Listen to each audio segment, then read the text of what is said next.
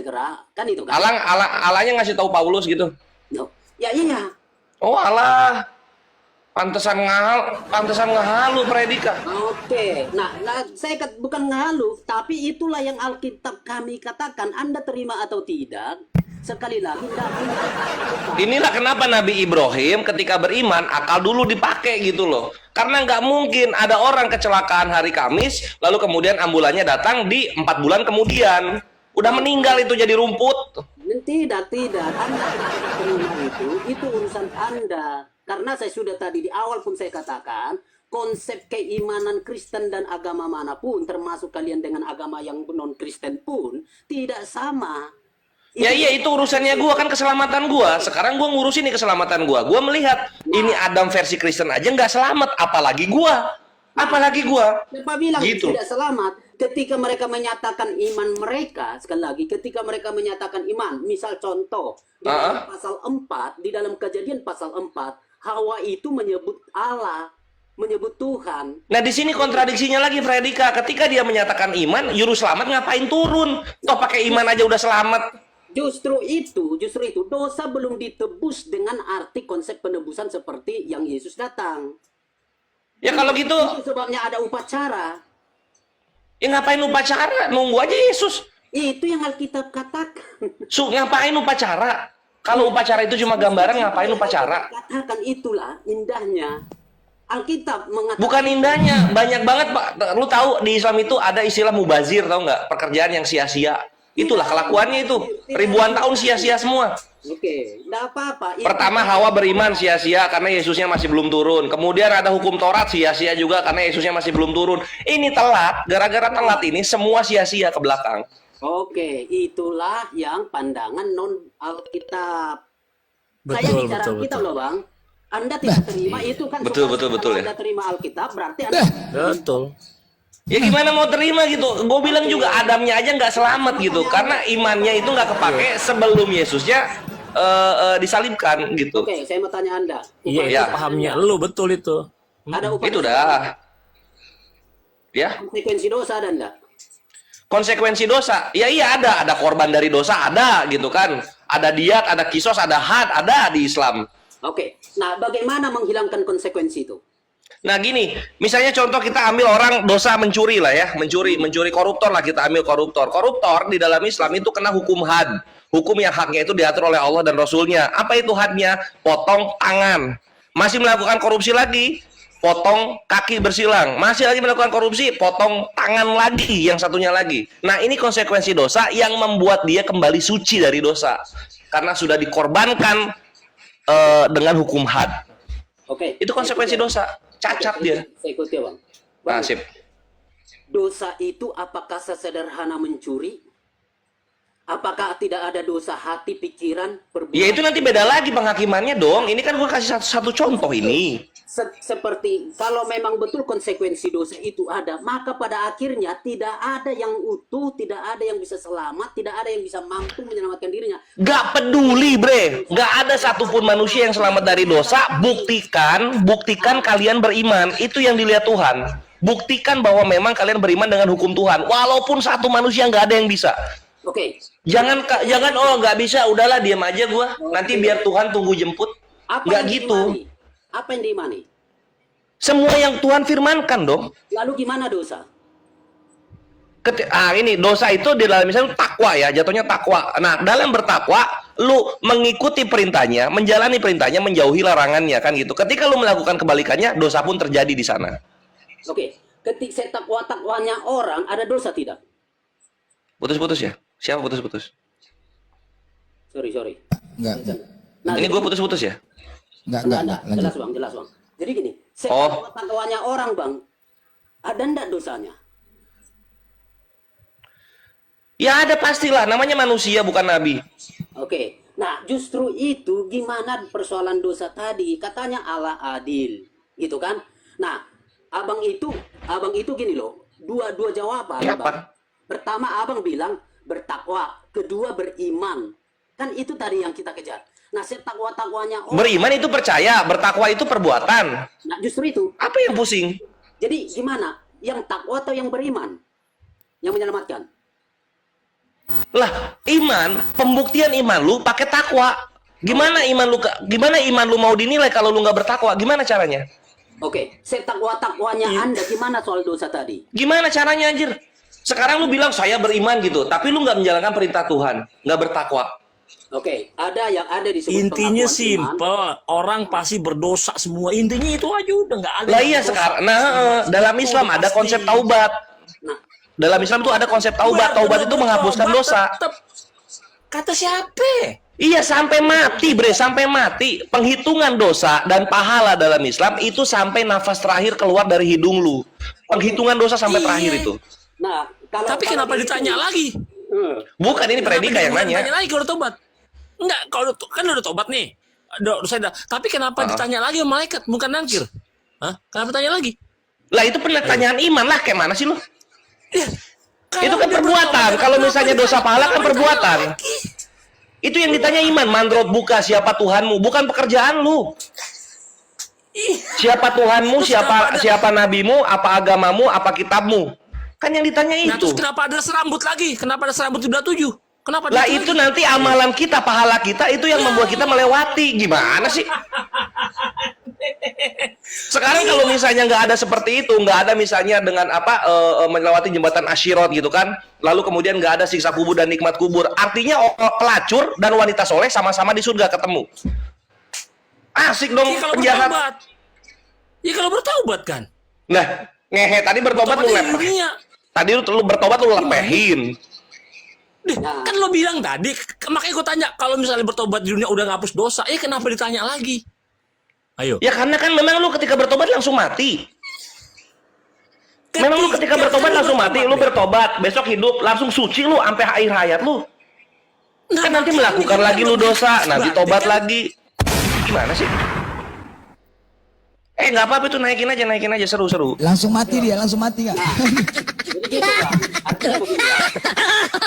Kalau saya Bang Kores begini, saya oke lah, mari kita berdialog, mari kita berdiskusi, tapi setidak-tidaknya bahwa pandangan saya tidak boleh mengoreksi iman abang, dan Alkitab itu tidak boleh mengoreksi Anda dalam konteks seperti ini.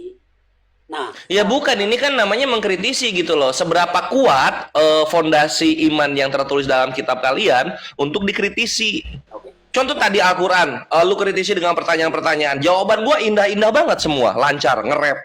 Itu kan tidak apa-apa. Yang menonton itu kan banyak, tidak apa-apa, kan dari sudut pandang masing-masing. Tapi gini, adalah sesuatu hal yang tidak logis juga. Makanya tadi agak tertawa kawan satu ini. Gimana itu soal konsep konsep penyelesaian dosa, konsep keselamatannya itu agak ngawur menurut mereka, menurut kami gitu loh. Cuma Nah iya, kita masuk misalnya ngawurnya, nah coba kita ulang lagi ya, kita riset dikit, kita mundur dikit. Ngawurnya di mana? Ini kan yang tadi pertanyaan awal tuh anehnya di mana yang lu nggak bisa jawab. Ngawurnya di mana sekarang? Kita ganti kata-katanya. Di mana? Jadi gini, sorry ya, ngawur itu maksudnya begini, karena saya pakai dalam dialog baik ya, dalam arti begini. Karena pada akhirnya kita tidak bisa sama. Yang Kristen sudah bilang begini, Anda tertawain, Anda kami. Oh, ngajak remis ini namanya. Nah, kemudian gitu ke kami, berarti kan sama aja. Itu sebabnya saya bilang ini tidak bisa dipadukan. Singkat saja. Iya, maksudnya kan yang paling benar itu yang di Islam gitu loh. Ketika lu berdosa, lu tobat, lu berdosa, lu tobat, lu berdosa, lu tobat, kan gitu. Lalu dosanya, penghukumannya. Ya kan kalau tobat itu dosanya terhapus dalam Islam. Lu kalau tobat nggak terhapus dosa. Oke, nah itu sebabnya tidak ada hukuman kan? Ada hukuman nggak di dalam Muslim? Ya ada hukumannya dong. Apa itu? Contoh tadi had, misalnya mencuri lu potong tangan. Oke, nah justru di situ ini konsistensi Anda. Tadi Kenapa nggak? ketika bertobat dihapus, ketika bertobat dihapus. Nah ternyata ada konsekuensi. Ya iya, kenapa emang kalau ada konsekuensi? Itulah yang tidak, yang tadi agak blunder abang bilangnya. Maka saya bilang yang mana, yang bertobatkah, yang berimankah, yang takwakah? Itu makanya kan tadi kita kejar. Loh, itu hukum had itu ketika lu dipotong tangan itu taubatnya di situ. Oke, betul nggak Anda dipotong tangan? Lah gua tidak mencuri yang sampai dipotong tangan kalau gua. Oke, saya mau katakan begini, ada hukum ndak Nah, gini, gue jelasin lebih jauh lagi ya. Gue jelasin lebih jauh lagi. Nah, mengenai tobat, ketika lu berdosa langsung kepada Allah, tidak melibatkan ada manusia dirugikan, gitu. Lu bertobat langsung kepada Allah, itu dosa dihapuskan. Perbuatan baik lu pun menghapuskan dosa-dosa kecil lu. Tapi ketika lu berdosa kepada sesama, contoh misalnya, pakai apa ya misalnya? Pakai apa? Berdosa sesama. Kasih contoh Pak Dedika, kasih contoh. Aduh, silakan saya. Menipu. Ya, masih general. Apa? Contoh apa? Berdosa bersama. Ya udahlah, mencuri lah. Mencuri. Artinya kan ada kerugian dari orang lain nih. Ya. Ada kerugian dari orang lain nih. Nah, sekarang itu nanti di hari penghakiman, Mabre, itu pencurian lu, kerugian lu itu diminta untuk digantikan. Itu fungsinya hari penghakiman. Makanya seadil-adilnya hari penghakiman bukan di bumi nanti. Nanti di hari penghakiman. Bang. Saya kejar Bang ya. Kalau itu diminta, dia curi di bumi ini anggap bercuri laptop. Ya. Lalu di surga dia kembalikan laptop. Bayar pakai pahala baiknya itu. Sebagai ganjaran untuk orang yang dirugikan. Oke, kalau dia kurang pahala. Si orang yang bayar ini kurang pahala, neraka dia jatuh. Oh, neraka. Neraka dia jatuh. Sampai akhirnya. Sampai Nah, sekarang kita lihat nih. Ini orang ini yang sedang hutang piutang diselesaikan di hari penghakiman, dia muslim atau kafir? Ya, yang Anda saja, yang Anda. Ya muslim ya, berarti ya muslim ya. Nah, disinilah iman bekerja. Jadi ketika lu masuk ke dalam neraka, dicuci dosa lu karena kepada sesama gitu kan, nanti ada syafaat karena ada iman lu, walaupun sebesar biji zarah. Makanya kami muslim tidak takluk kepada neraka.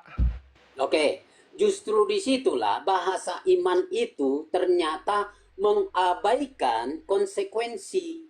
Mengabaikan konsekuensi gimana? Masuk neraka, di mana nggak diabaikan konsekuensi? Masuk neraka tapi beriman. Itulah ininya tadi muslim, akhirnya tidak masuk. Gimana itu? Akhirnya nggak masuk. Oh, masuk. Tapi tidak takluk. Nggak selamanya. Berbeda dengan kafir. Keluar lagi. Oke, nah. Nangkep dia. Makanya Terus? ada keluar masuk, gitu loh kan? Berarti ada masuk keluar dong, masuk keluar. Oke, ya masuk. Masuk dulu ya. Baru keluar. Kalau keluar masuk lu udah keluar masuk lagi. Ya berarti imannya nggak kepake dong. Oke, mantap. Mantap. Terus? Oke, jadi masuk dulu.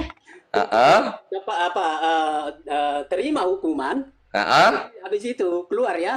Iya, mantap. Oke, nah justru gitu. itulah yang bagi kami yang tadi saya bilang, kok ada yang semodel-model begitu gitu loh Bang. Ya kan? Nah, kenapa ada semodel-model begitu? Karena gini Predika, ini kena nurani lu sekarang, kena di nurani lu. Karena nggak mungkin surga diisi sama orang yang masih ada najisnya. Oke.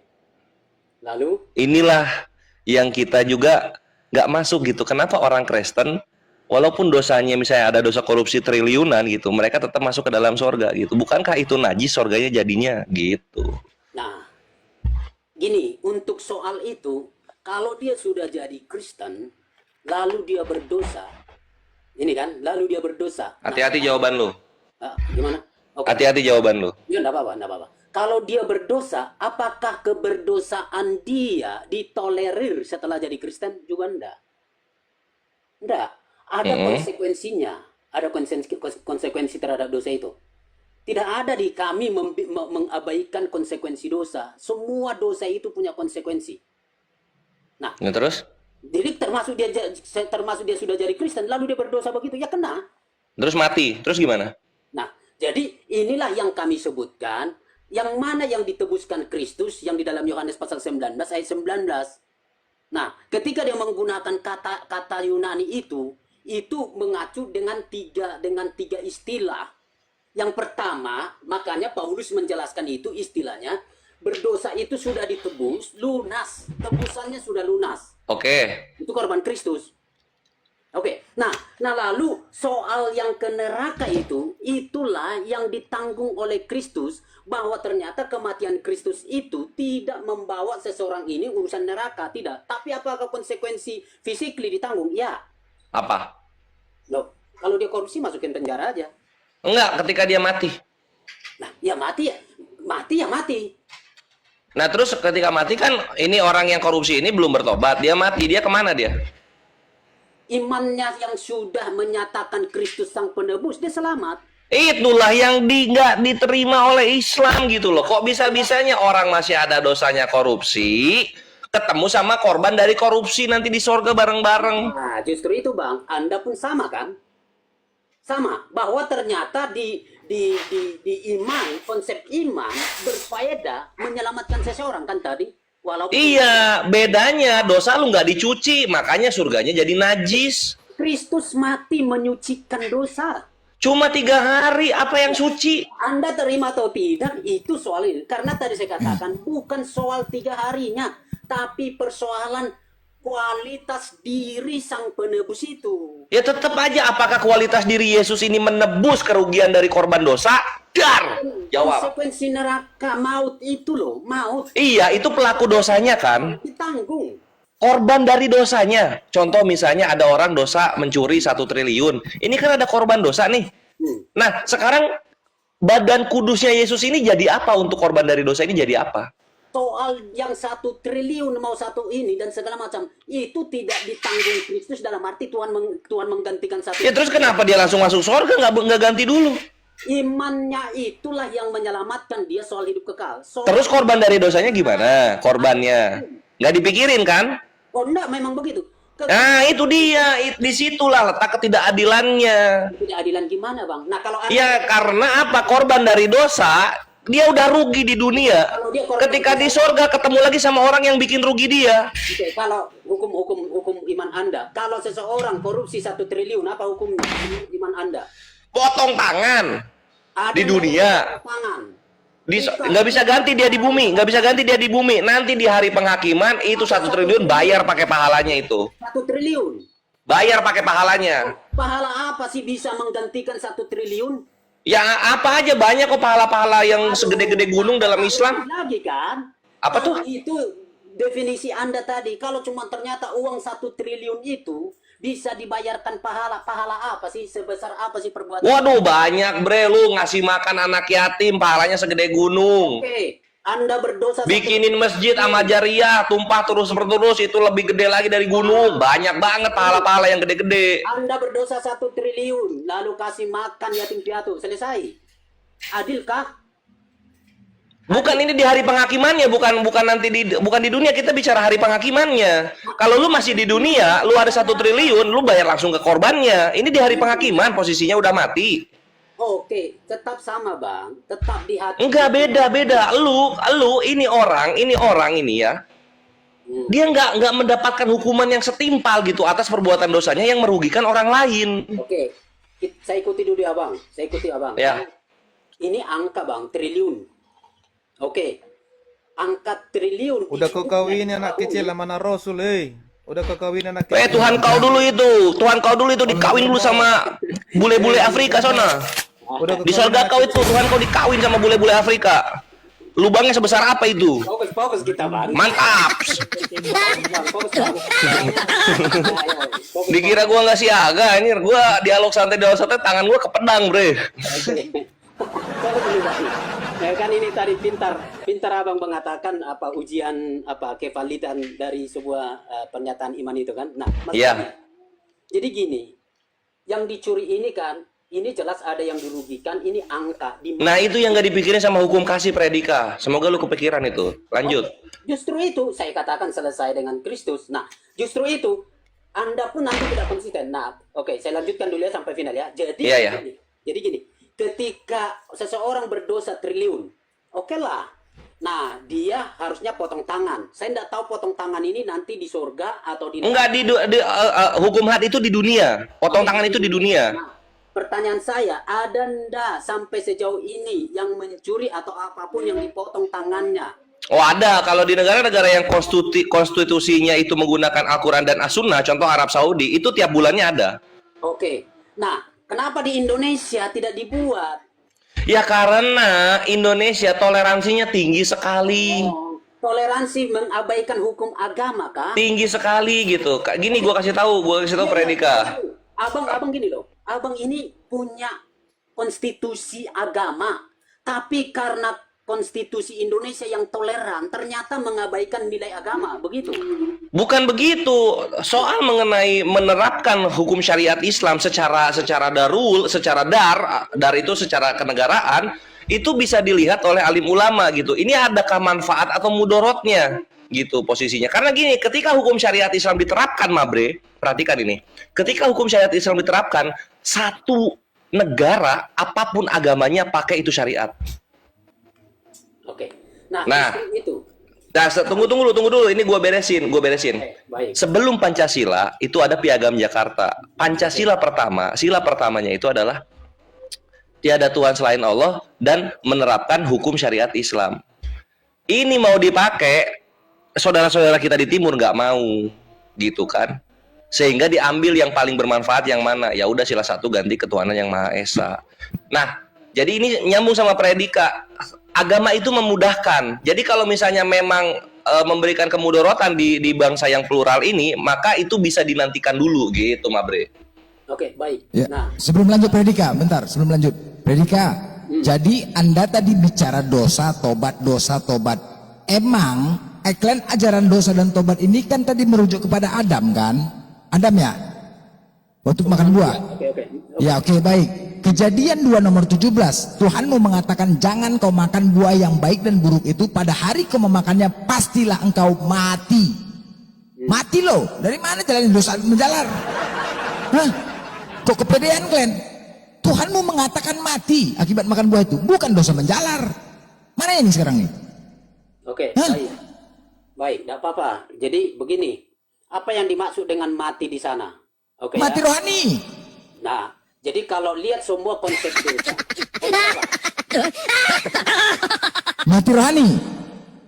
saya mau jawab atau bagaimana? Ya udah coba. Oke, baik ya.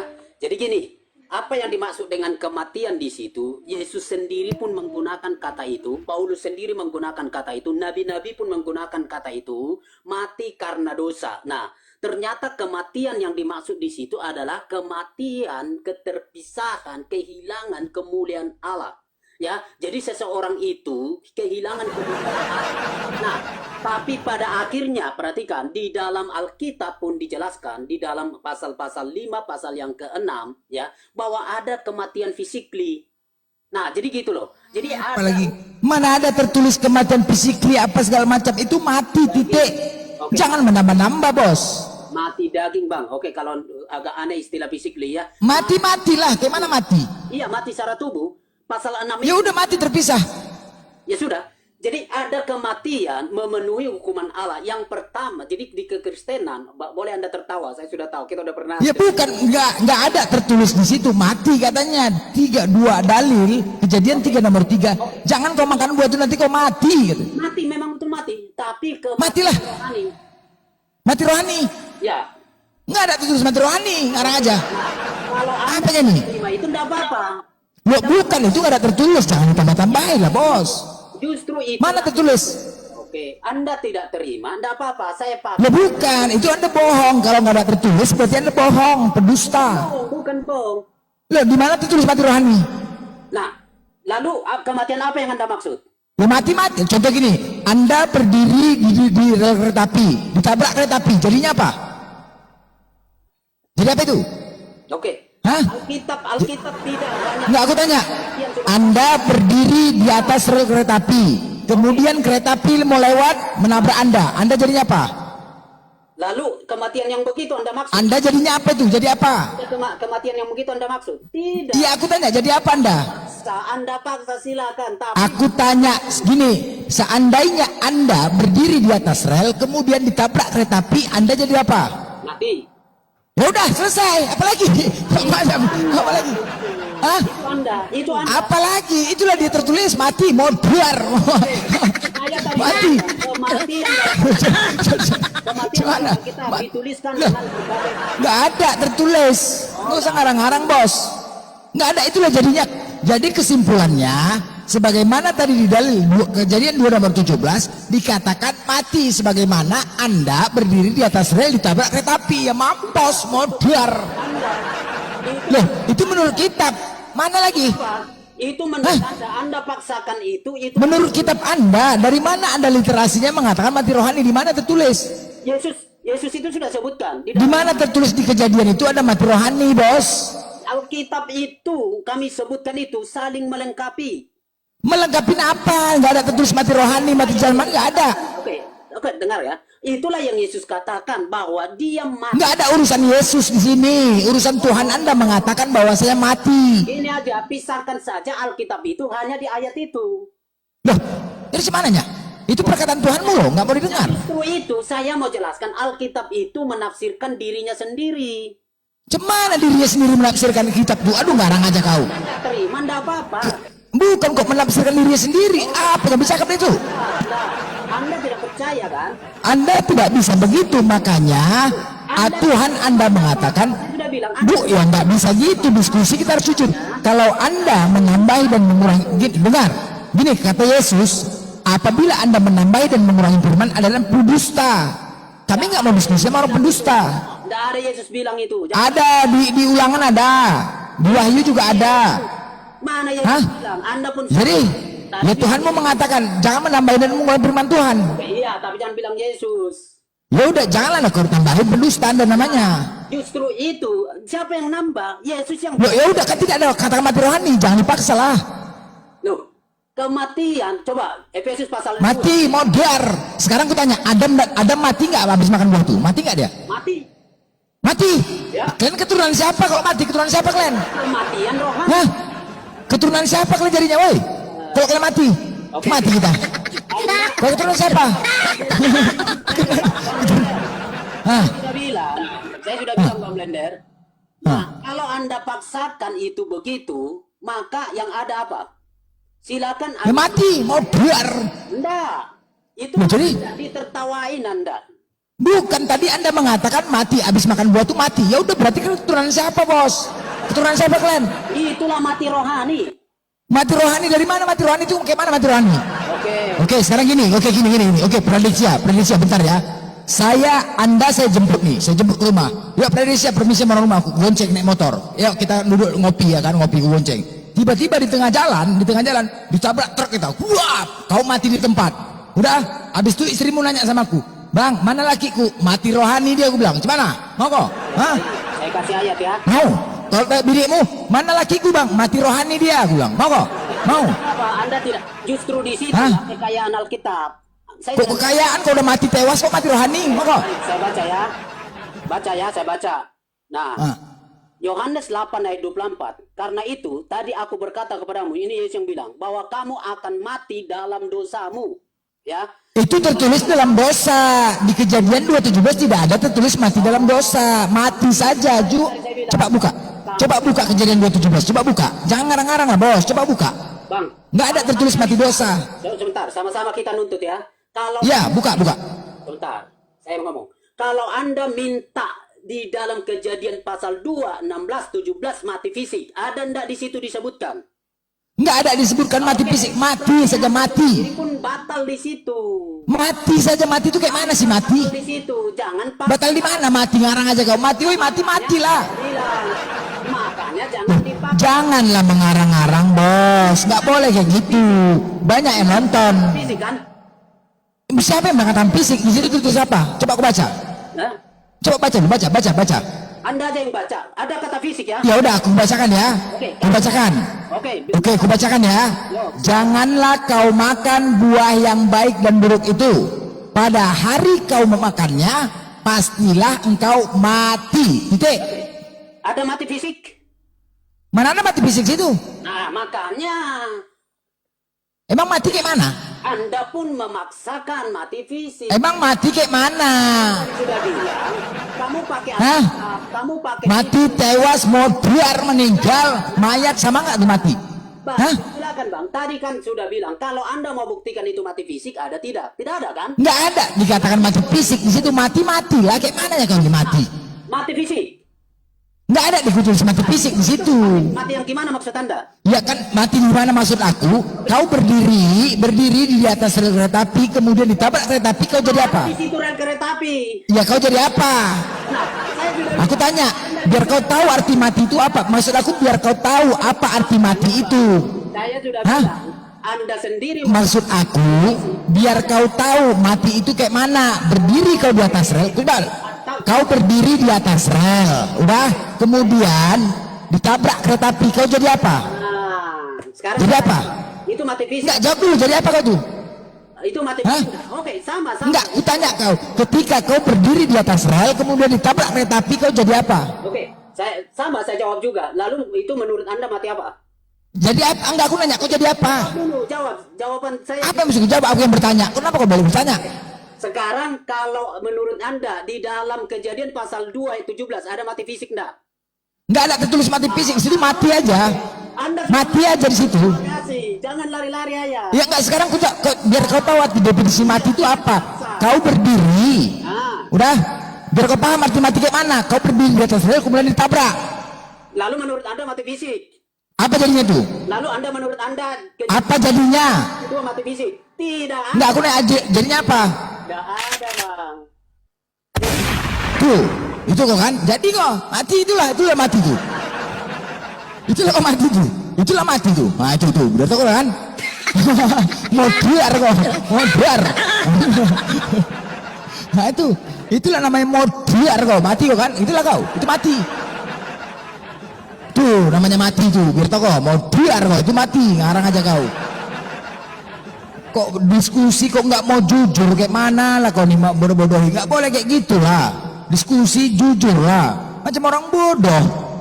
Sempet anak-anak yang menonton di sini ada anak, itu mati masa kayak gitu mati, bertahan mati rohani mati, bodoh-bodohi namanya tuh. Nggak mau jujur kau, nggak aja. Tadi kau udah tahu kan mati kan, nah itulah namanya mati tuh, biar kau tahu ya.